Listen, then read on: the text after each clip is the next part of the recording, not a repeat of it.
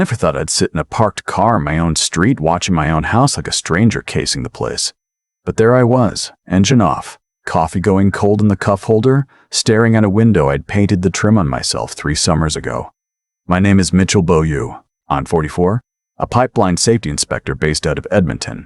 And for the last 6 years, I've spent roughly 3 weeks of every month at remote worksites across northern Alberta and into BC. Camps, trailers, motels in towns you can't find on most maps. It's not glamorous, but the money is good. And after my divorce from my ex-wife 5 years back, the travel suited me fine. She used to say I was more comfortable in a hard hat than at a dinner table. She wasn't wrong about that. I bought a small 2-bedroom bungalow in the Ritchie neighborhood after the split. Nothing fancy. 1920s build, renovated kitchen, detached garage, chain-link fence around a yard I barely had time to mow. I liked the neighborhood. Quiet, mostly older couples and young families. I didn't know my neighbors well, but I'd wave when I saw them, shovel Mrs. Firth's sidewalk if I happened to be home after a snowfall. That was the extent of my social life on that street. I had a system. Before every trip north, I'd set my porch light on a timer, stop the mail, turn the thermostat down to 16, and leave a spare key with my property management company, Clearview Home Services. They handled the basics for a handful of homeowners in the area: snow removal in winter, someone to check the pipes if it dropped below -30, that kind of thing. I'd been using them for 4 years without a single problem. I trusted them completely. That trust ended on September 8th. I was at a work site near Fox Creek eating lunch in the mess trailer when my phone rang. The number on the screen was Donna Firth, not the elderly Mrs. Firth from next door. Donna was her daughter-in-law, and she'd taken over as the community liaison for our homeowners association the previous year. I'd spoken to her maybe 3 times total, always about something mundane like garbage collection schedules or the annual block party. "Mitchell, hi. I'm sorry to bother you at work." Her voice was careful, the kind of careful people use when they're about to deliver bad news. "No worries. What's going on?" "I got a call from EPTOR about your address. Your electricity usage has gone up significantly over the last billing cycle. We're talking about nearly 4 times your usual consumption. I flagged it because you told me you'd be away most of September." I set my sandwich down. "That's impossible." I shut everything off before I left. Just the fridge and the furnace on low. "That's what I figured," she said. "And Mitchell, there's something else. My mother-in-law mentioned she's seen a vehicle parked in your driveway a few times over the past few weeks. A dark SUV. She assumed you'd lent the place to a friend. I don't lend my place to anyone. Nobody should be there." There was a long pause. "I think you should come home and have a look." I called my supervisor right after and told him I had a personal emergency. He wasn't thrilled, but he approved 2 days off. I drove the 3.5 hours back to Edmonton that afternoon, white-knuckling the steering wheel the entire way. My mind kept cycling through explanations. A break-in. Squatters. Maybe a pipe had burst and the emergency heater was running non-stop. I wanted it to be something simple, something explainable. I pulled into my neighborhood around 7:30 in the evening. It was early September, so there was still plenty of light. I drove past my house first without stopping. The lawn had been mowed. That was the first thing I noticed. I hadn't mowed it before I left. My recycling bin was at the curb, set out correctly for the next morning's pickup. I hadn't set it out. Someone was maintaining my property. I circled the block and parked on the next street over, then walked through the back alley to my yard. The gate was closed but not locked, same as I'd left it. I went to the back door, unlocked it, and stepped inside. The house was empty, but it wasn't the emptiness I'd left behind. There was a smell. Not bad, just different. Coffee. Someone had been making coffee in my kitchen recently enough that I could still smell it. I looked at the counter. My coffee maker had been moved to a different spot, closer to the outlet by the window. There was a mug in the dish rack. A white mug with a blue stripe that I had never seen before in my life. I opened the fridge. I'd cleaned it out before I left, kept only condiments and a few beers. Now there was milk, eggs, a package of sliced turkey, a container of leftover pasta, real groceries, someone else's groceries in my refrigerator. I walked through every room. The living room looked mostly the same, but the throw blanket I kept folded on the armchair was draped over the couch instead. In the bathroom, there was a second toothbrush in the holder, a bottle of shampoo I didn't recognize. In the spare bedroom, which I used for storage, the boxes I'd stacked against the wall had been moved to make space. The bed, which I never made because I never used it, was made. Sheets tucked, pillow fluffed. Someone had been sleeping there. But the thing that really stopped me was the spare bedroom closet. I opened it and found 3 shirts on hangers. Men's shirts, medium, brands I didn't wear. A pair of running shoes on the floor. A gym bag tucked in the corner. This wasn't a burglary. This wasn't someone crashing for a night. Someone had moved in. I stood there in that closet doorway for a long time. My pulse was hammering. I felt something I didn't expect. Not just anger, though there was plenty of that. I felt contaminated. Like the house wasn't mine anymore. Like the air in it belonged to someone else. I pulled out my phone and called the Edmonton Police non-emergency line. I explained the situation as calmly as I could. The officer on the phone, a woman, listened patiently. She said they could send a unit to do a wellness check if I believed someone was currently inside, but since the house was empty and there was no sign of forced entry, it would be classified as a low-priority call. "Sir, I understand this is disturbing," she said, "but without someone physically present and without evidence of a break-in, there's a limit to what we can do tonight. I'd strongly recommend documenting everything. Photos, video. If someone is entering with a key, we'll need to establish that it's unauthorized. Has anyone else had access? Just my property management company. They have a spare key. I'd suggest contacting them as well. If someone returns, call 911 immediately and we'll respond. But the documentation will be important if this goes to charges." I took her advice. I spent the next hour photographing everything. The mug, the groceries, the toothbrush, the shirts in the closet, the gym bag. I opened the gym bag. Inside were workout clothes, a water bottle, a set of earbuds, and a small notebook with handwritten entries that looked like a workout log. I photographed every page. I didn't sleep there that night. I couldn't. I drove to my buddy Russ's place across the river in Sherwood Park and crashed on his couch. I told him what happened. He wanted to come back with me the next morning and wait for whoever it was. I told him no, not yet. I needed to be smart about this. The next morning, I went to a Canadian Tire and bought 4 wireless security cameras, the kind that record to cloud storage, motion activated, with night vision. I also picked up a video doorbell. I paid cash because I didn't want any digital trail linking the purchase to my address in case whoever this was had access to my account somehow. That thought made me nauseous, but I was thinking about everything now. I installed the cameras that afternoon while the house was still empty. One in the living room behind a row of books on the shelf, angled toward the front door. One in the kitchen, tucked on top of the cabinets above the fridge. One in the hallway between the bedrooms. And the doorbell camera at the front, which I made look like a standard replacement for the old one. I tested every feed on my phone and on a tablet I bought for monitoring. Then I left. I didn't touch anything else. Didn't move the mug, didn't throw out the groceries, didn't take the shirts from the closet. I wanted everything exactly as it was. I wanted this person to come back and feel comfortable. I wanted them on camera, relaxed, unaware. I checked into a Days Inn on Calvary Trail and waited. At 5:22 that evening, my phone buzzed. Doorbell motion detected. I opened the app and watched a man walk up to my front door. He was maybe early 30s, average height, clean-shaven, wearing a dark gray hoodie and jeans. He had a backpack over one shoulder and a reusable grocery bag in his other hand.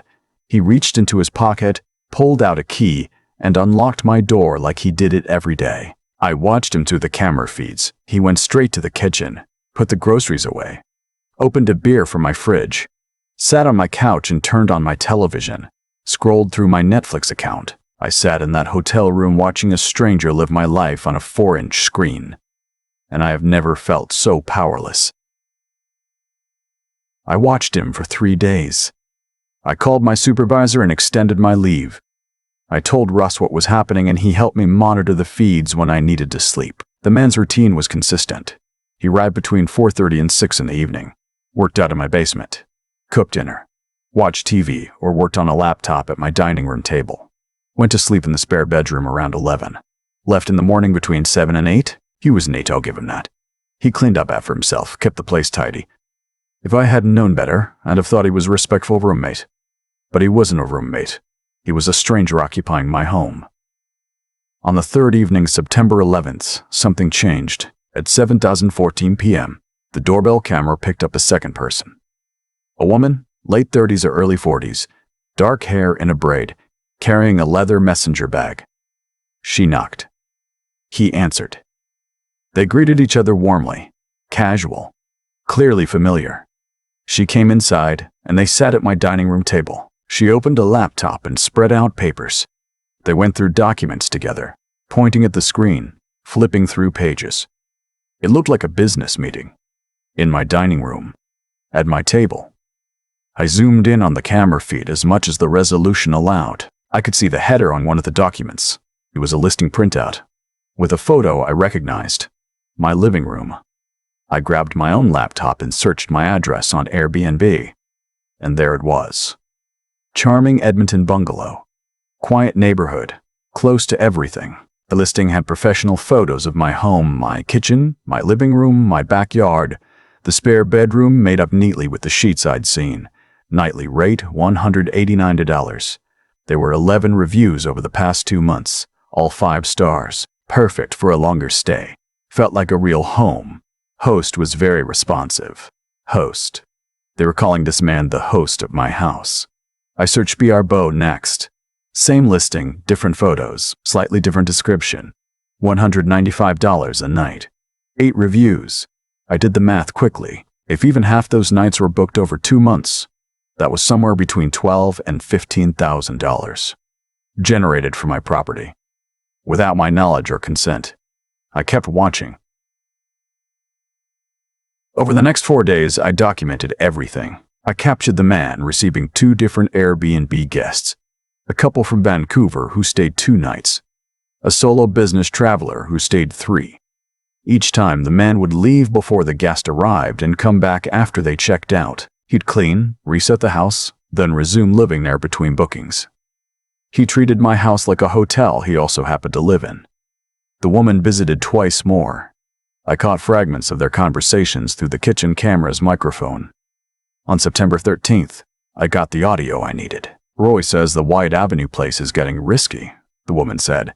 The owner's daughter keeps driving by. Tell him to pull back for a couple weeks. We can absorb the loss, the man replied. The Beaulieu place is the best earner anyway. The guy's gone 3 weeks a month like clockwork. We could run this one for a year. The Beaulieu place. He said my name. He knew exactly whose house he was in. This wasn't opportunistic. This was calculated. How many are we running now? The woman asked. 5 active. 2 on pause. Roy's working on vetting 2 more for next month. 5 active. 2 on pause.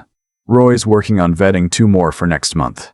5 active. Potentially 9 properties. This was an operation. I spent that night pulling everything together. The man's face from the doorbell camera was clear enough for a reverse image search. I found him on LinkedIn. Lyle Pruitt. Self-described short-term rental consultant. Based in Edmonton. His profile photo matched the man walking into my house every evening. The woman took longer to identify. But on her 3rd visit, the doorbell camera caught the man saying her full name as he opened the door. Sonia, come on in. Sonia Decker. I found her on Instagram. She ran a small marketing company. Her website portfolio included hospitality branding as a specialty. But the person I really needed to identify was Roy. The man they kept mentioning. The one vetting properties who had inside knowledge. On September 15th, I got my answer. At 11:40 a.m., a white truck pulled into my driveway. The doorbell camera caught a clear shot of the driver. An older man, maybe late 50s, wearing a navy blue polo shirt with an embroidered logo on the chest. He let himself in with a key, walked through the house quickly like he was doing an inspection, checked the thermostat, looked at the basement, and left after 12 minutes. I paused the doorbell footage and zoomed in on his shirt. The logo was a small house with a check mark. Clearview Home Services. Clearview. My property management company. The company I paid to take care of my house. The company that had my spare key, my schedule, my contact information, my emergency protocols. I called Donna Firth. Donna, Does Clearview Home Services handle maintenance for other properties in the area? They do. They manage upkeep for about 30 homes in Ritchie and the surrounding neighborhoods. Why? How much access do their employees have? Schedules, keys, that kind of thing. Mitchell, what is this about? I told her. All of it. The cameras, the stranger, the Airbnb listings, the 5 properties, the Clearview connection. There was a long silence on her end. Oh my God, Mitchell, you need to go to the police. Right now. Today. I know. But first, can you quietly check if any other homeowners have reported unusual utility bills or anything strange? She called me back 2 hours later. 3 other homeowners in the area had contacted her about unexplained electricity spikes in the past 2 months. One woman had noticed her garden tools rearranged. Another had found an unfamiliar stain on her living room carpet when she returned from a month in Ontario. All of them used Clearview. All of them traveled frequently. On September 16th, I walked into the Edmonton Police Service Southwest Division Station with my tablet, a folder of printed screenshots, a USB drive containing every minute of recorded footage, and a typed timeline of everything I documented. The officer at the front desk directed me to a detective. Her name was Janine Moreau. She was in her early 40s, direct, no nonsense, and she spent almost an hour reviewing my evidence without interrupting. When she finished, she looked up at me. Mr. Beaulieu, this is thorough. Very thorough. I'm going to be honest with you. We don't see cases packaged this well very often. You've essentially done half our job for us. I didn't feel proud. I felt tired. I just want them out of my house. Over the next 3 weeks, Detective Moreau and her team built the case. They identified 6 properties total. The Lyle Pruitt and Sonia Decker had been operating as illegal short-term rentals. The Clearview employee, whose name turned out to be Roy Hensey, had been with the company for 8 years. He was a senior maintenance coordinator. He had master key access to every property Clearview managed and complete visibility into homeowners' schedules. He knew when people left, how long they'd be gone, and when they were coming back. Roy had been the one to identify suitable targets, properties owned by people who traveled regularly, oil patch workers, flight attendants, a retired teacher who spent every winter in Arizona, a woman whose job took her to Ottawa 3 weeks a month. Roy would provide the keys and schedules to Lyle, who would manage the day-to-day operations and guest relations. Sonia handled the online listings, photographs, guest communications, and payment processing. The money was funneled through a numbered companies Sonia had registered. In total, they generated just over $91,000 across the 6 properties over a period of about 5 months. Roy's cut was 25%. Sonia took 30% for her marketing and administrative work. Lyle kept the rest. The sting happened on October 3rd. Detective Moreau coordinated with the tactical unit. They waited until Lyle was inside my house, midway through turning it over between guests. Sonia arrived at 6 p.m. for what the camera showed was a routine check-in. At 6:12 p.m., police knocked on the front door of my home. I was there. I'd asked to be, and Detective Moreau allowed it on the condition that I stay behind the officers. I stood on my own sidewalk and watched Lyle Pruitt open my front door with a dish towel over his shoulder, like he'd just been doing the dishes, and see 4 uniformed officers and a detective standing on the porch. The color drained from his face. He didn't try to run. He just stood there, mouth slightly open, gripping the doorframe. Behind him I could see Sonia at my dining room table, laptop open, frozen in place. They arrested both of them on the spot. Roy Hensey was arrested at his home in Mill Woods later that evening. He cooperated immediately, gave a full statement, provided access to financial records. He said Lyle had approached him at a pub 9 months earlier with the idea and that it had seemed like easy money at first. He said he hadn't thought about what it meant for the homeowners. He said he was sorry. The trial was the following spring. I testified. I sat in a courtroom and described what it felt like to find a stranger's toothbrush in my bathroom, to watch a man I'd never met drink beer from my fridge and scroll through my Netflix while sitting on my couch. The prosecutor played the camera footage. The audio of Lyle saying, "The guy's gone, 3 weeks a month like clockwork," was played for the courtroom. I watched the jury's faces when they heard it. Lyle Pruitt was convicted of breaking and entering, fraud over $5,000, and conspiracy. He was sentenced to 28 months in a provincial correctional facility and 5 years probation. Sonia Decker received 20 months for fraud and conspiracy. Roy Hensey, who cooperated and pleaded guilty, received a conditional sentence of 12 months served in the community and 3 years probation. All 3 were ordered to pay restitution. My share came to just over $16,000. That sounds like a lot until you factor in the utility bills, the cost of new locks and a full security system, the hotel stays, the lost wages from missing 3 weeks of work, and the fact that I had to hire a professional cleaning service to deep clean every surface of my home because I couldn't stop thinking about the fact that 19 strangers had slept in it. I tried to keep living there. I really did. I lasted 5 months. Every creak in the floor at night made me sit up and check the camera feeds before brushing my teeth, first thing in the morning, last thing before bed, sometimes 3 or 4 times in between. I started driving past the house when I came back from work trips, circling the block before pulling in, looking for cars that didn't belong. My therapist said it was hypervigilance. She said it was a normal response to having your personal space violated. She said it was a normal response to having your personal space violated. She said it would improve with time. She was probably right, but I didn't give it enough time. I sold the bungalow in March and bought a condo in a secured building downtown. 15th floor, keyed elevator, cameras in every hallway. The mortgage is higher. The space is smaller.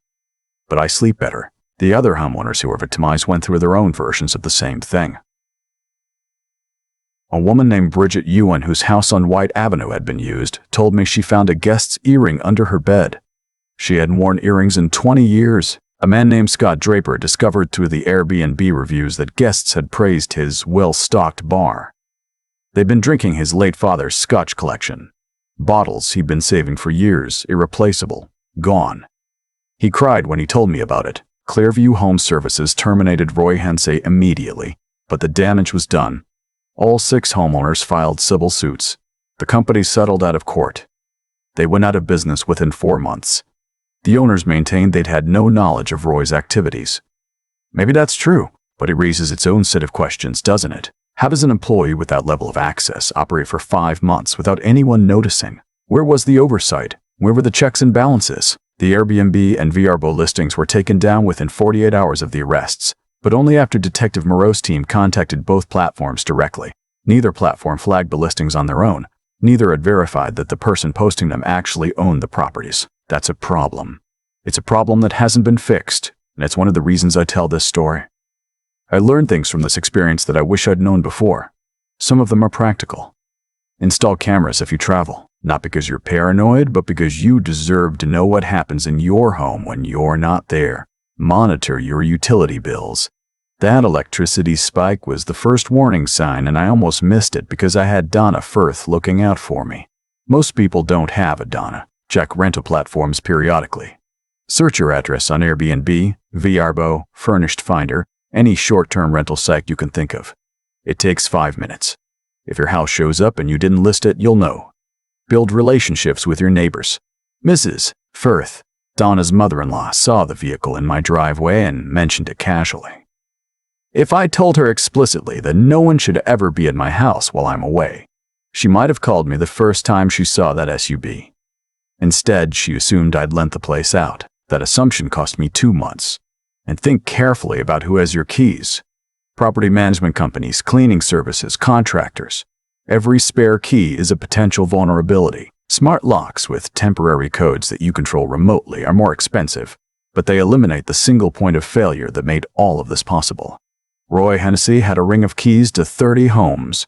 30. One man with access to 30 private spaces and no real accountability for how he used that access. The psychological part is harder to put into advice. Some violations you can quantify. The money, the utility bills, the legal fees, but the feeling of knowing that strangers were in your home, sleeping in beds you paid for, cooking in your kitchen, reviewing your bookshelf, walking past your family photos on the wall. That doesn't have a dollar figure. That's something you carry. I still work the pipelines. I still spend most of my month on the road. The condo helps. The building security helps. The cameras I've installed in every room help. I check the feeds more than I should. My therapist says I'm making progress. Some weeks I believe her. My ex-wife called me when the story made the news. She said she was sorry, that nobody deserved that. I thanked her. She asked if I was doing okay. I told her I was. That wasn't entirely the truth, but some things you don't say out loud because saying them makes them more real. Last month, I drove through the Ritchie neighborhood for the first time since I sold. I went past my old bungalow. There was a young couple on the front porch drinking coffee in the early evening sun. They'd painted the front door a dark green, which I liked. There were flower boxes in the windows that had been there before. It looked like a home again, like someone's actual home, not a listing, not a nightly rate, not a product. I hope it stays that way for them. I hope they never find a stranger's mug in their dish rack or an unfamiliar toothbrush in their bathroom. I hope their trust in the people they hire to watch their home is never betrayed the way mine was. But I also hope they have cameras, because the world has people like Lyle Pruitt and Sonia Decker and Roy Henze in it. People who see an empty house not as someone's sanctuary, but as inventory. People who will measure your absence in dollar signs and exploit every day you're not there. My father was a quiet man. He didn't give advice often, but when he did, it stuck. He told me once that a man's home is the one place in the world that should always feel safe. For a long time after all of this, nowhere felt safe. I'm working on getting that back. Some days are better than others. The new condo is starting to feel like mine. I know the doorman's name. I recognize my neighbors in the elevator. I'm building something again, slowly. But I still check the cameras every night before I close my eyes. And I don't think that's ever going to stop.